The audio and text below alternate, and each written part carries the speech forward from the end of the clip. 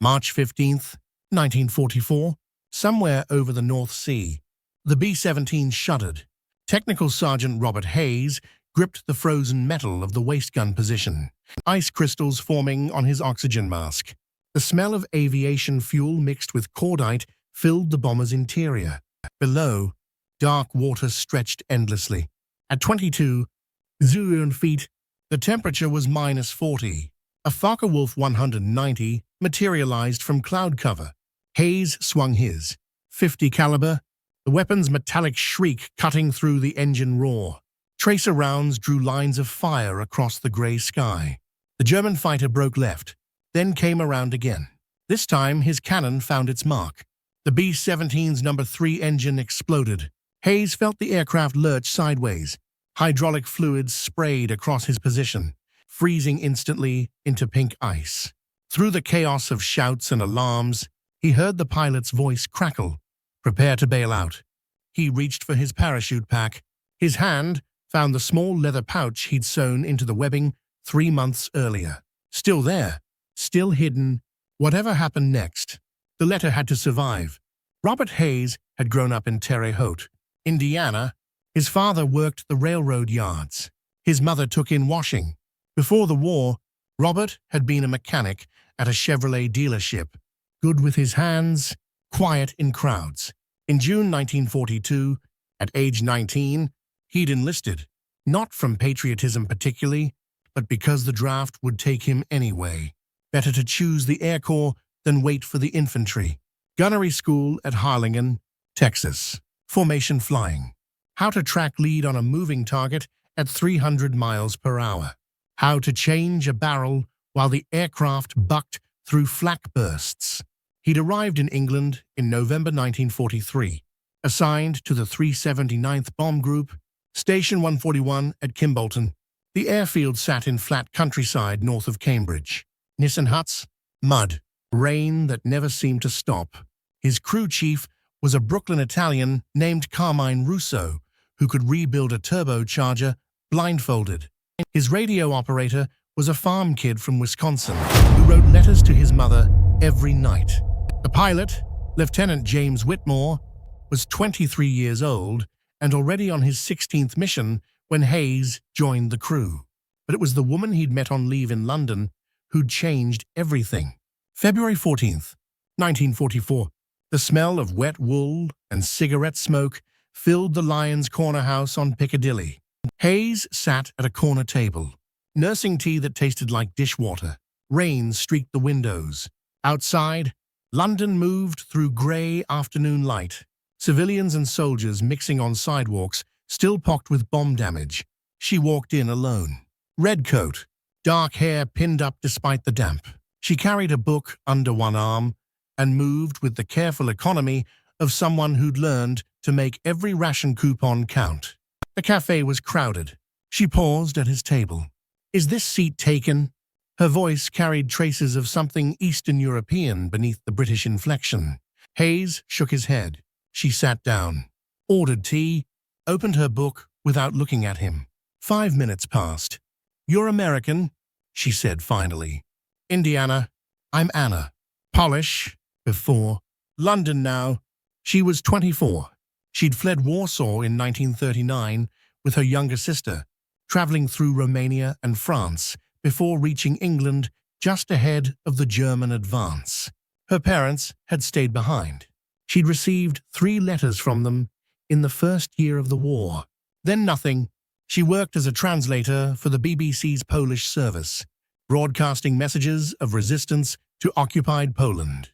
She lived in a boarding house in Bloomsbury with 6 other refugee women. She'd learned to make tea from potato peelings and to sleep through air raids without flinching. They talked for 2 hours, about nothing important, about Indiana winters and Warsaw summers, about the strangeness of living in a city where bombs fell randomly and life continued regardless, about the way time felt different when you couldn't see a year ahead. When Hayes had to return to base, she wrote her address on the inside cover of a matchbook. "If you're in London again." He'd been in London again 4 days later.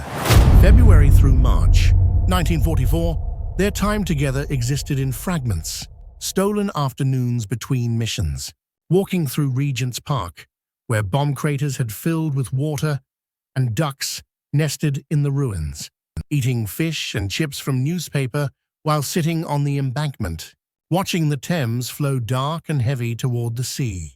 Anna told him about Warsaw, not the bombing and the occupation, but the city she remembered from before, the old town square, where musicians played on summer evenings, her father's bookshop on Neustadt Street, the smell of fresh bread from the bakery on the corner. Hayes told her about Terre Haute, the railroad tracks that divided the city, the sound of locomotives at night, working on cars in his father's garage, grease under his fingernails, the satisfaction of fixing something broken. They never discussed the future. The future was a luxury neither could afford. On March 8th, after his 12th mission, Bremen, heavy flak, 2 engines damaged. Hayes returned to London on emergency leave. His hands still trembled from the mission. He found Anna at her boarding house. They sat in the communal kitchen. Rain drummed on the windows. She made tea from leaves used 3 times already. "I need to tell you something," she said. Hayes waited. "My sister. She's in trouble." Anna's younger sister, Magda, had been working at a munitions factory in East London. She'd fallen in love with a British soldier. He'd been killed at Monte Cassino in February. Magda was pregnant, unmarried, facing dismissal from her job and eviction from her housing. "She needs help," Anna said quietly. "Money, a place to stay, until the baby comes." Hayes had $200 in saved pay. He gave it to Anna without hesitation. She stared at the bills. "I can't accept this. It's already yours." That night, for the first time, she told him she loved him. Hayes had known it already. He'd known it when she'd corrected his pronunciation of Polish words. He'd known it when she'd listened to his stories about Indiana without pretending they were interesting. He'd known it in the way she held his hand while they walked, as if anchoring him to something real. He told her he loved her too. Then he told her about the missions, about how each one felt like rolling dice, about how statistics said his crew wouldn't complete 25 missions, about how the odds got worse every time they went up. "I need you to know," he said. "If something happens," she put her finger on his lips, "then you'll write to me. One last time. Tell me what I meant to you, so I'll know." March 12th, 1944. Hayes wrote the letter in the barracks at Kimbolton. The Nissen hut smelled of diesel heaters and unwashed uniforms. Outside, mechanics worked on aircraft under floodlights, preparing for tomorrow's mission. Voices drifted through the darkness. Someone was playing cards. Someone else was writing home. Hayes sat on his bunk with a pad of V-mail paper and a pencil stub. "Dear Anna," he crossed it out. Started again. "Anna, if you're reading this, then something happened. I want you to know that meeting you was the best thing that came out of this war. You made London feel like home. You made me believe there's something worth surviving for. I've arranged for my pay to go to you if I don't make it back. It's not much, but it should help your sister. Take care of her. Take care of yourself. I love you. I wish we'd had more time. Robert." He folded the letter into a small square, no larger than a matchbox. Then he took the waterproof pouch he'd bought from a supply sergeant, the kind used for escape maps and survival documents, and sealed the letter inside. The pouch was leather, stitched tight, treated with wax. It would survive water, fire, impact. Hayes stared at it for a long moment. Then he took his boots apart. Standard issue Type A6 flying boots. Heavy leather, sheepskin lined, designed for high-altitude cold. The heel was hollow, with a removable plug for weight distribution. Hayes pulled the plug, carved the cavity slightly larger with his pocket knife, and wedged the waterproof pouch deep into the heel. He replaced the plug, hammered it flush, and rubbed boot polish over the seam until it disappeared. From the outside, nothing looked different. Inside, the letter waited. March 15th, 1944. The mission to Stuttgart. The B-17, called Liberty Bell, lifted off at 0630 hours. 42 aircraft from the 379th, part of a formation of 600 bombers targeting ball-bearing factories deep in southern Germany. Hayes crouched at his gun position as England fell away below. Patchwork fields, villages, the Channel coast, then France, and the long climb toward the target. At 20 solar feet, the cold became absolute. Ice formed on every surface. Hayes's breath froze in his oxygen mask. His fingers, even in heated gloves, went numb. German fighters appeared over the Rhine. FW-190s and Bf-109s, diving through the formation in pairs, firing 20mm cannons that could tear a bomber apart in seconds. Hayes tracked one through his sight, squeezed the trigger, felt the gun buck against his shoulder. The fighter rolled away, trailing smoke. Confirmed kill or not, Hayes would never know. Over the target, flak burst in black flowers. The aircraft shook. Fragments of steel punched through aluminum skin. Hayes smelled smoke, heard someone screaming over the intercom. The bomb bay doors opened. The aircraft lurched upward as 6 tons of bombs fell away. Then the fighter appeared. A lone FW-190, diving from high sun. Hayes swung his gun, but the angle was wrong. The German pilot's timing was perfect. Cannon shells ripped through Liberty Bell's fuselage. The number 3 engine exploded. The number 4 caught fire. Lieutenant Whitmore's voice, impossibly calm. "We're going down. Bail out." Hayes grabbed his chute, clipped it to his harness. Around him, the aircraft was disintegrating. Wind screamed through torn metal. Smoke filled the cabin. Someone pushed past him, jumped. Hayes followed. The slipstream caught him, spun him end over end. He pulled the ripcord. The chute deployed with a crack that felt like broken ribs. Suddenly, the chaos stopped. Silence just waned, and the faint sound of his own breathing. Below, Liberty Bell fell in pieces, burning.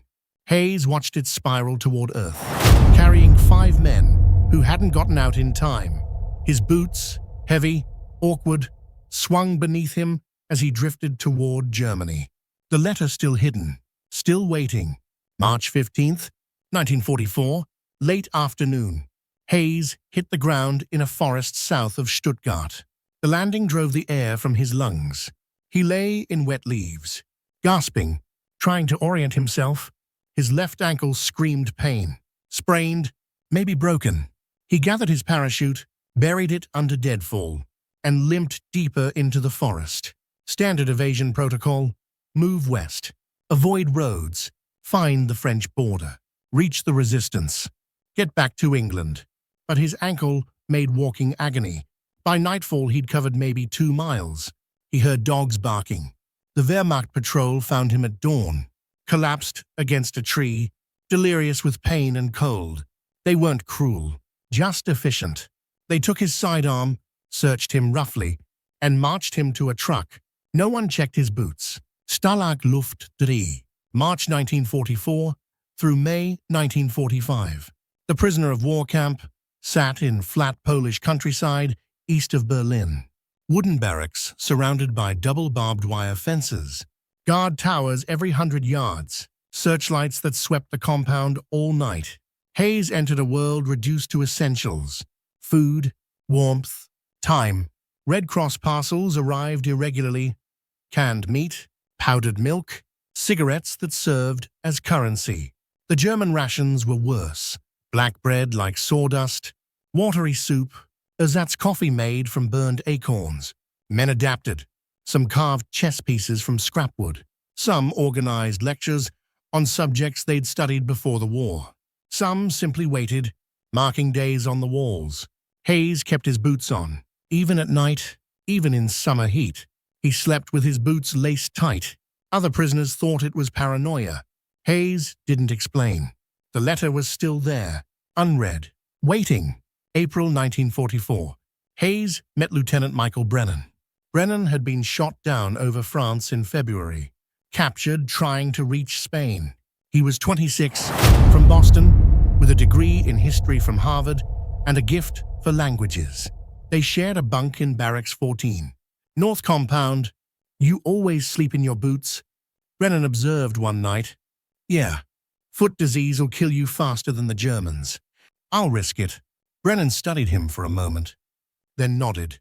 In the camps, everyone had their rituals, their ways of holding on. Over months, they became friends. The slow, careful friendship of men with nothing but time. They talked about home, about what they'd do after the war, about whether the invasion everyone whispered about would actually happen. Brennan admitted he'd been engaged before the war. A girl named Catherine from Beacon Hill. She'd written twice after his capture, then stopped. Maybe the letters got lost, Hayes offered. Maybe.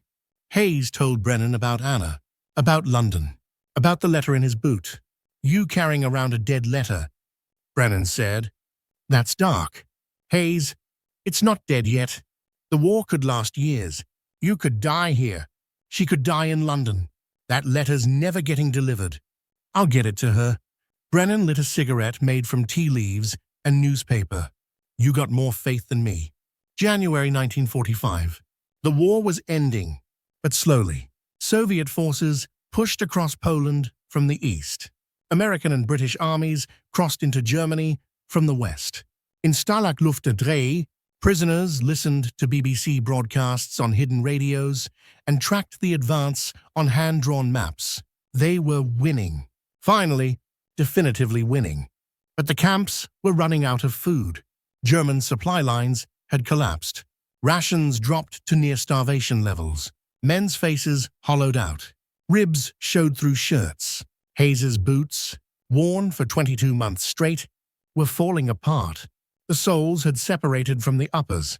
The leather had cracked and split. Each step left pieces behind. In the barracks one night, Brennan said, "You need new boots. Trade with someone. You can't walk like that. These are fine." "They're not fine. They're killing your feet." Hayes looked at his boots, tied together with wire and scraps of cloth. "I can't give them up." "Then at least tell me why." So Hayes told him about the letter, about the promise, about how as long as the boots existed, the letter existed, and as long as the letter existed, Anna existed too. Brennan was quiet for a long time. "You really think you'll see her again?" "I have to." January 27th, 1945. The evacuation order came at midnight. Soviet forces were less than 50 miles away. The Germans weren't leaving prisoners behind to be liberated. Every man would march west, ahead of the Soviet advance. No time to prepare. No time to pack. Just form up and move. 10,000 prisoners stumbled through snow and darkness, temperatures below zero, guarded by German soldiers who looked just as exhausted and starving. The march lasted 87 hours. Men collapsed in ditches. Some were shot. Most were left behind to freeze. Hayes's boots disintegrated completely on the second day. The sole of his right boot tore free, flapping with each step. The heel of his left boot cracked open. The letter pouch fell out onto the snow. Hayes stopped, causing men behind him to curse and stumble. He knelt, grabbed the pouch, shoved it inside his coat. A guard shouted in German. Hayes kept moving. That night, bivouacked in a barn without heat or food, Hayes examined the pouch. Still waterproof, still intact. He opened it carefully. The letter inside looked exactly as it had 22 months earlier. Brennan, shivering beside him, said, "You saved it." "Not yet." "What do you mean, not yet?" "We're almost free. The Soviets are right behind us. This nightmare's ending." Hayes refolded the letter, sealed the pouch, and tucked it back inside his coat. "It's not delivered until she reads it." "Oh, February 1945. They reached a rail yard near Leipzig. Cattle cars waited. The Germans loaded prisoners 40 per car. No heat, no food, no water. The doors were sealed from outside. The train moved west for 3 days. Men died standing up because there was no room to fall. When the doors finally opened, they were at Stalag 7 near Munich. Another camp, more barbed wire, more waiting. But the war was in its final weeks now. Everyone knew it. The guards knew it. They stopped enforcing rules with the same rigidity. They started disappearing, deserting, heading home before the end came. On April 29, 1945, American tanks appeared outside the gates. The liberation of Stalag Luft III took exactly 17 minutes. April 29, 1945. The smell of diesel exhaust and freedom. American soldiers cut the wire, opened the gates, and walked into the compound carrying chocolate bars and cigarettes. Hayes stood in the crowd of skeletal men, unable to move, unable to process that it was real. A sergeant approached him. "You okay, soldier?" Hayes nodded, then shook his head, then started laughing and couldn't stop. The sergeant gripped his shoulder. "You're going home." May 1945. The processing center at Le Havre, France. Debriefing, medical examinations, new uniforms, forms to sign, lists of the dead to review. Hayes had lost 47 pounds during his captivity. His teeth were loose from scurvy. His feet were masses of scar tissue. But the letter still existed. He transferred it from his ruined coat to his new uniform, keeping it in an inside pocket now, close to his heart. A Red Cross worker asked if he wanted to send a telegram to family. Hayes wrote two, one to his parents in Terre Haute, alive, coming home, one to Anna at her address in Bloomsbury. "I kept my promise." June 1945. The troop ship Queen Mary cut through Atlantic swells. 12,000 men going home. The war in Europe was over. The war in Japan was ending. Hayes stood at the rail, watching the coast of England fade into fog behind them. Brennan joined him. "You didn't stay." "No, you didn't find her." Hayes pulled the letter from his pocket, still sealed in its waterproof pouch after 847 days. "I'm going to mail this. From New York. She'll get it before I could reach London anyway." Brennan studied the pouch. What if she's dead? What if the address doesn't exist anymore? What if she's married? What if she's forgotten you? Then she'll get a letter from a man she used to know. That's not what you want. No, but it's what I promised. The ship sailed west into darkness. June 12, 1945. New York Harbor appeared through morning haze. The Statue of Liberty rose green against gray sky. 12,000 voices erupted across the Queen Mary's decks, cheering, crying, singing. Men who'd survived Normandy and the Bulge and Stalag camps pressed against the rails, watching America emerge from the Atlantic. Hayes stood silent, one hand pressed against the letter in his pocket. 847 days since he'd written it. 847 days since Stuttgart.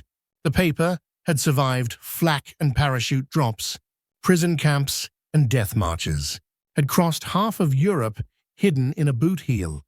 Now it was coming home, but not to him, to Anna. The Queen Mary docked at Pier 90. The gangways descended.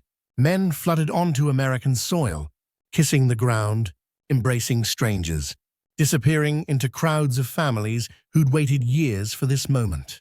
Hayes walked down the gangway alone. His parents couldn't afford the train fare from Indiana. No one waited for him on the pier.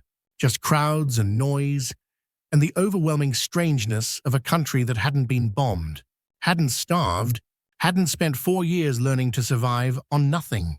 He found a USO canteen 3 blocks from the docks. They gave him coffee and donuts and directions to the nearest post office. June 12, 1945. The post office on 34th Street smelled of paper and ink. Hayes stood at the counter, the waterproof pouch in his hand. The clerk was a woman in her 50s, wearing glasses on a chain. "Where to, soldier?" Hayes gave her Anna's address in London. "The boarding house on Guildford Street, Bloomsbury. That'll be 12 cents. You want it registered?" "Yes. That's 25 cents total." Hayes paid.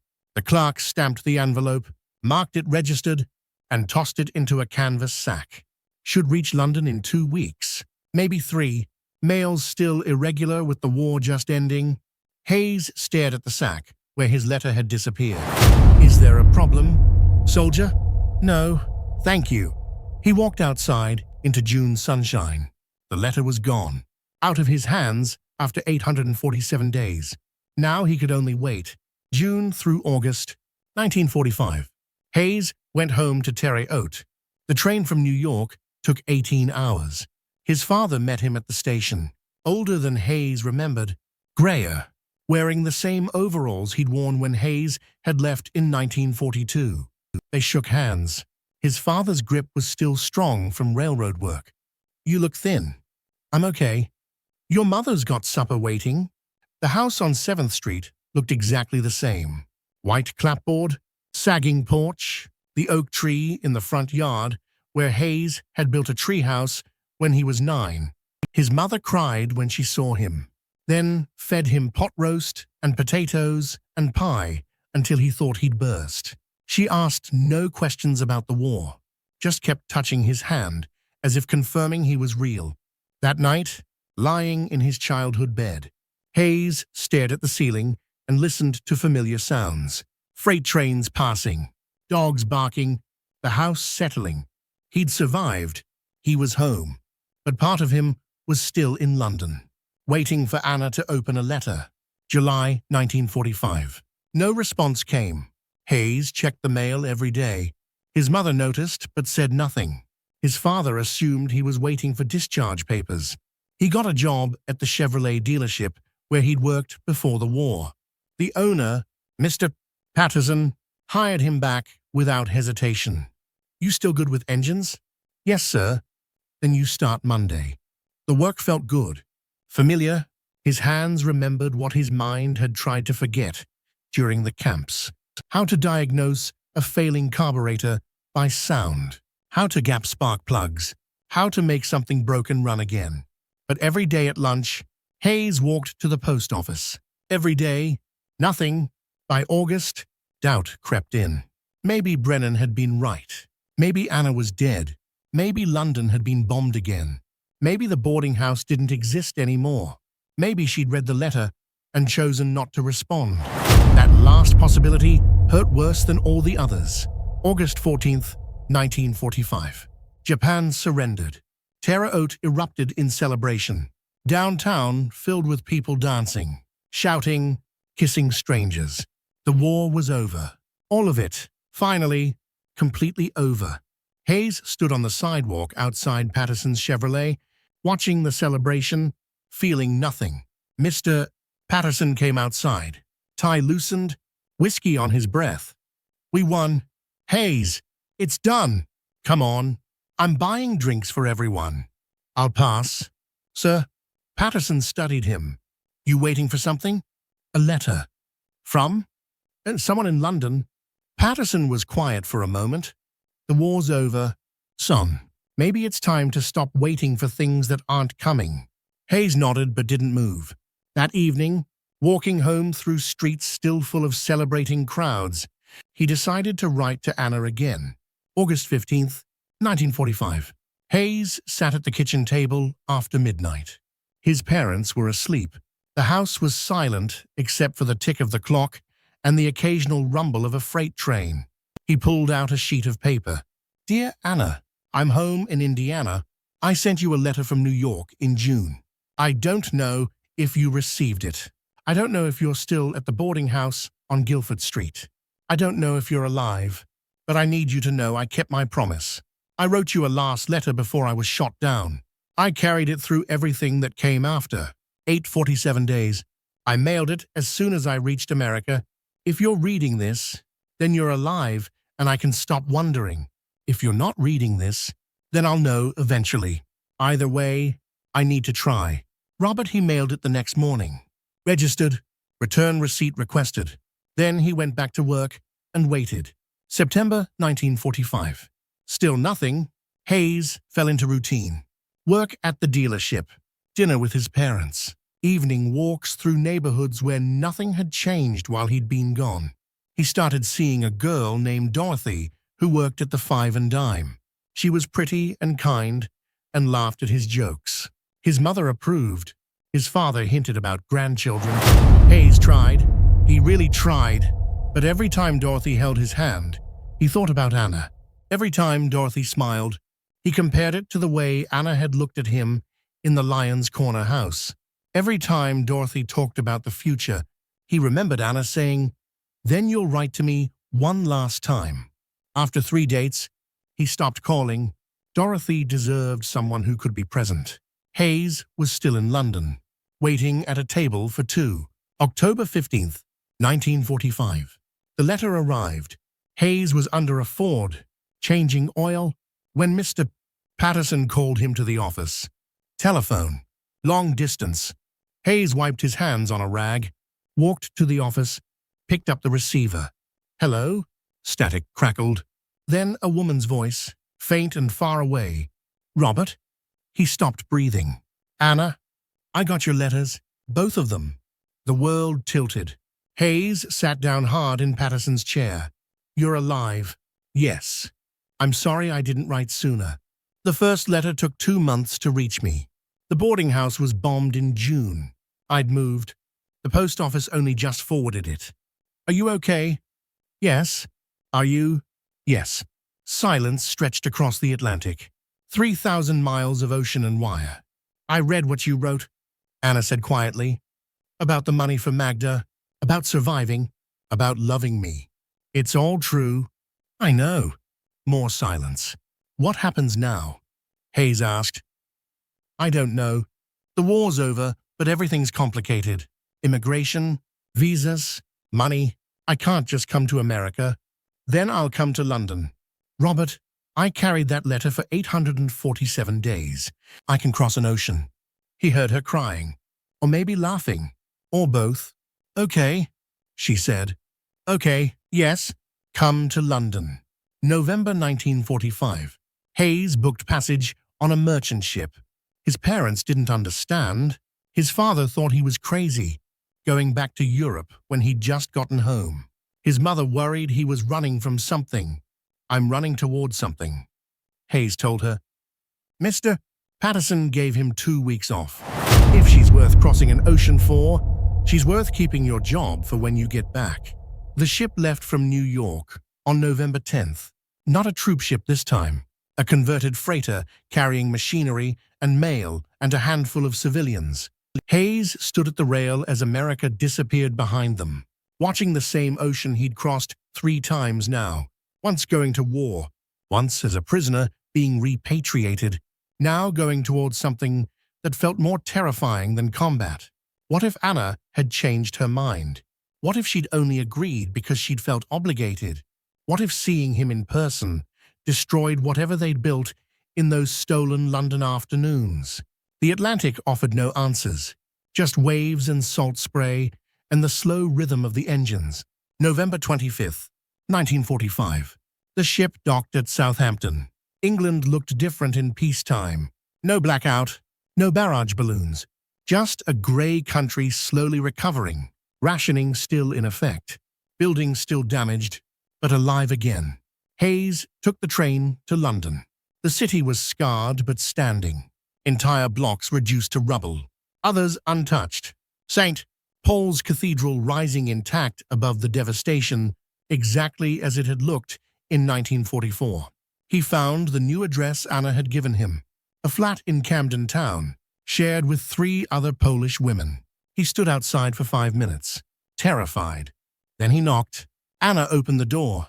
She looked older, thinner. Her hair was different, cut shorter. She wore a dress he'd never seen, dark blue with a white collar. But her eyes were the same. They stared at each other for a long moment. "You came," she said. "I promised." She smiled.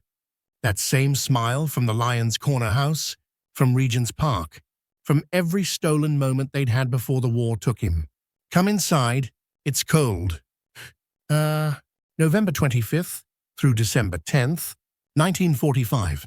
They rebuilt what they'd started, not all at once. Slowly, carefully, like mechanics rebuilding an engine, checking each piece before moving to the next. They walked through the London they'd known together. Some places were gone. The cafe where they'd first met had been flattened. The cinema, where they'd seen a Cary Grant film, was a pile of bricks. But Regent's Park remained. The Thames flowed the same, and the boarding house on Guildford Street, though damaged, still stood. Anna showed him the room where she'd lived, the kitchen where she'd made tea from reused leaves, the window where she'd watched for air raids. I thought about you every day, she said. Even when I tried not to, even when I thought you were dead. I thought about you too, in the camps, on the march, every morning waking up, every night going to sleep. They sat on a bench in Regent's Park, watching ducks paddle across a bomb crater that had filled with water. Your sister? Hayes asked. Magda. She had the baby, a boy. She named him Robert. Hayes felt something crack open in his chest. The money you sent, Anna continued. It saved them. She found work, found a small flat. She's making it work. Good. She wants to meet you, to thank you. Hayes met Magda 2 days later. She was younger than Anna, 22, with the same dark hair and careful way of moving. The baby was 10 months old, fat and healthy, grabbing at everything with tiny hands. Magda cried when she shook Hayes's hand. Anna told me what you did. You didn't know me. You didn't know my son. But you helped anyway, Anna asked. That was enough.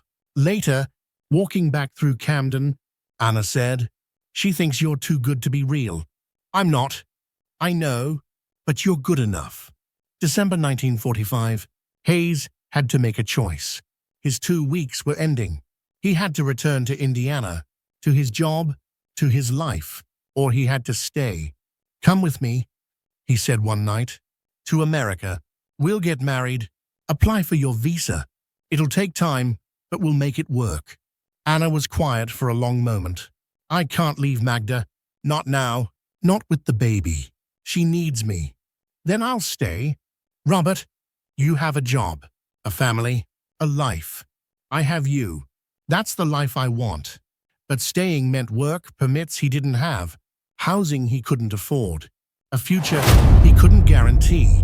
They argued, not angrily, just desperately, two people trying to navigate an impossible situation. Finally, Anna said, go home, work, save money. I'll get my papers in order. We'll write, and when the time is right, we'll figure it out. How long? I don't know. 6 months? A year? Hayes had waited 847 days carrying a letter. He could wait longer. Okay. December 18th, 1945, Hayes left London. Anna came to the station. They stood on the platform, surrounded by steam and noise and other people's reunions. I love you, Hayes said. I love you too. I'll write every week. So will I. The whistle blew. Hayes kissed her, long enough to remember, short enough to bear. Then he boarded the train. He watched her through the window until the platform disappeared.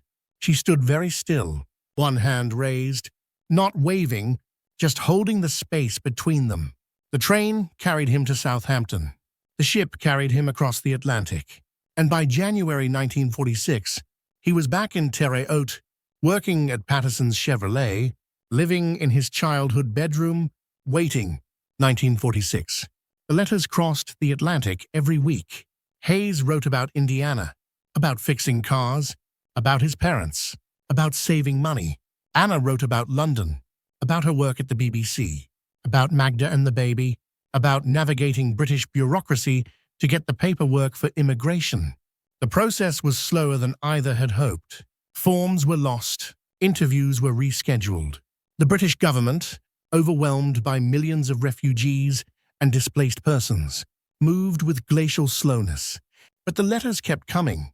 Hayes kept them all, bound with string, in a box under his bed. 73 letters by the end of 1946. His mother found them once while cleaning. You really love her? Yes. Then bring her home. April 1947. Anna's visa was approved. The telegram arrived on a Tuesday afternoon. Hayes was at work, replacing a transmission, when Mr. Patterson brought it to the garage bay. Visa approved. Stop arriving New York. June 15th. Stop I love you. Stop Anna Hayes stood in the garage, oil-stained and exhausted, holding a piece of paper that meant everything. Good news? Patterson asked. The best. Hayes requested time off. Patterson gave him 2 weeks without hesitation. Bring her back here. I'll find her work if she needs it. June 15th, 1947. Hayes stood on the pier in New York. The ship from Southampton was 6 hours late. Engine trouble off Long Island. But Hayes waited, watching the harbor, remembering the last time he'd stood here, mailing a letter he'd carried 847 days. Finally, the ship appeared. It took another hour to dock, another hour for passengers to disembark. Hayes stood at the barrier, scanning faces, looking for dark hair and a red coat.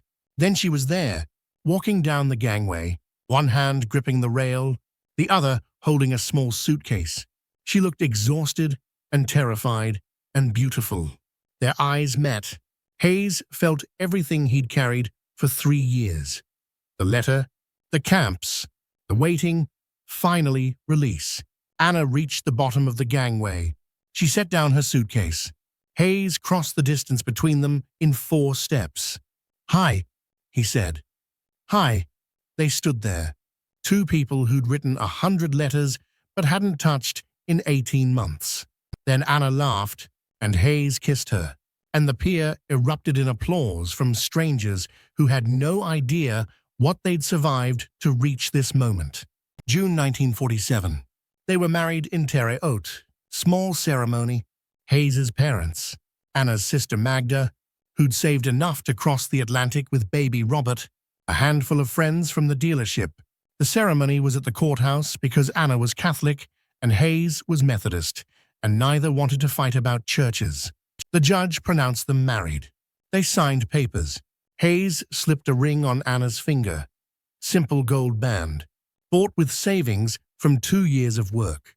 That night, in a rented room above Patterson's garage, Anna unpacked her suitcase. At the bottom, wrapped in tissue paper, was Hayes's first letter, the one he'd written in March 1944, the one that had survived 847 days in a boot heel. "I kept it," she said. "Even after you came to London, even after all your other letters. This one matters most."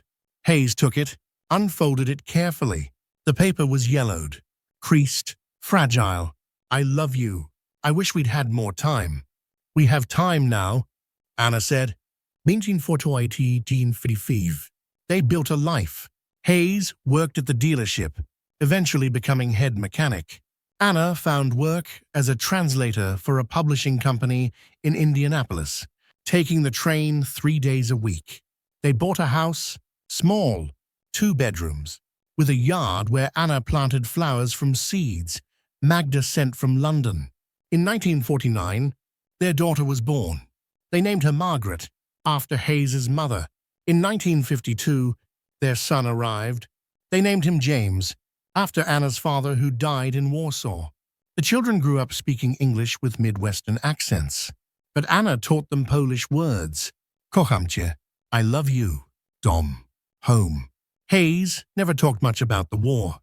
When Margaret asked why he didn't have photos from England, he showed her the letter instead. "Your mother and I wrote to each other. This was the first one." Margaret, 10 years old, studied the yellowed paper. "Why is it so wrinkled?" "Because I carried it a long time." "How long?" 847 days. She counted on her fingers, doing the math. "That's more than 2 years." "Yes." "Where did you keep it?" Hayes smiled. "In my boot." 1963, Hayes's father died. Heart attack. Quick and quiet. He was 73. At the funeral, Hayes stood beside the grave and thought about all the things he'd never told his father. About the camps, about the march, about how close he'd come to not making it home. Anna stood beside him, holding his hand. "He knew you loved him," she said. "I should have said it more. You showed it. That's enough." After the funeral, sorting through his father's belongings, Hayes found a box in the attic. Inside, every letter Hayes had written home from England in 1943 and 1944. His father had saved them all. And underneath, a newspaper clipping from June 1945. "Local boy survives German POW camp." His father had never mentioned it, but he'd kept it. 1975, Hayes retired from Patterson's Chevrolet. 40 years of working on engines. His hands were scarred and calloused, knuckles swollen from arthritis. but he could still diagnose a failing carburetor by sound. Patterson, the son now, the original owner having died in 1968, threw a retirement party. "Best mechanic I ever had," Patterson Jr. said. "Taught me everything I know." Hayes made a short speech, thanking everyone, saying nothing profound, but afterward, Anna pulled him aside. "You never told them." "Told them what? About the letter? About what you survived?" Hayes shrugged. "They don't need to know. It's not their story. It's an incredible story. It's our story. That's enough." 1989, Anna died. Cancer, diagnosed in January, gone by May. Fast and brutal, Hayes sat beside her hospital bed, holding her hand, watching her breathe. "I'm sorry," she whispered. "For what?"